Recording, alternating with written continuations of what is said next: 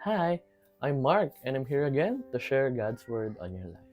Mga kapatid, isa ka ba sa mga tao na nade-depress, na minsan hindi mo alam kung bakit ang bigat-bigat ng nasa ulo mo, parang hindi ka makakilos, parang hindi mo na alam kung ano yung gagawin mo. Kapatid, nasa tamang video ka. Sabi ng Diyos sa 1 Peter chapter 5 verse 7, "Cast all your anxiety on Him because He cares for you."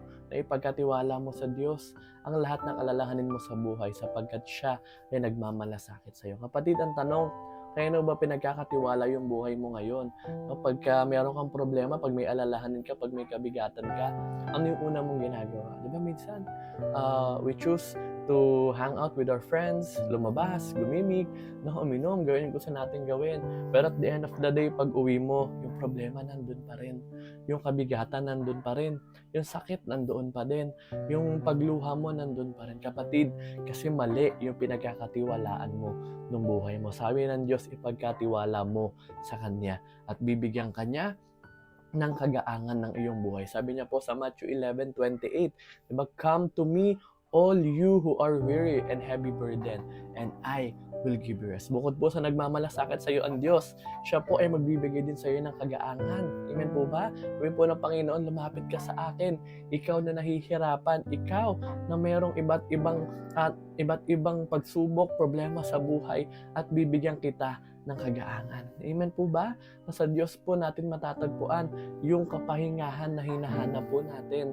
Pagod na pagod ka na sa trabaho, paulit-ulit na lang, cycle yung buhay. Magtatrabaho ka, mag-aasikaso, gigising, matutulog, but parang cycle na lang, kapatid. Kasi hindi mo pinagkakatiwala sa Diyos. Hindi mo nilalapit sa Diyos. Ang key, kapatid, ipagkatiwala mo sa Kanya ngayon. Ngayon, kapatid, meron ka ng Diyos na alam na pwede mong pagpasahan nung meron ka. Hindi na sa tao, hindi na sa mundong ito na nagbibigay sa iyo ng mga pansamantala lang na kasiyahan, pansamantala lang na pagmamahal, kundi sa Diyos na bibigyan ka ng kapahingahan at merong malasakit sa buhay mo. Amen po ba? Amen. Kaya po sana, starting today, simulan na natin i-offer ang buhay natin sa Kanya. Simulan mo na yung buhay mo pag meron kang kabigatan, meron kang anxiety and depression sa katawan, this is the right moment to offer it to God. May pagkatiwala mo na sa Kanya. And I will tell you this, one day makikita mo yung buhay mo na meron ka ng tunay na kasiyahan, meron ka ng tunay na kapayapaan, meron ka ng tunay na kagalakan sa buhay mo. Amen po ba? Because God cares for you and God will give you rest. Amen.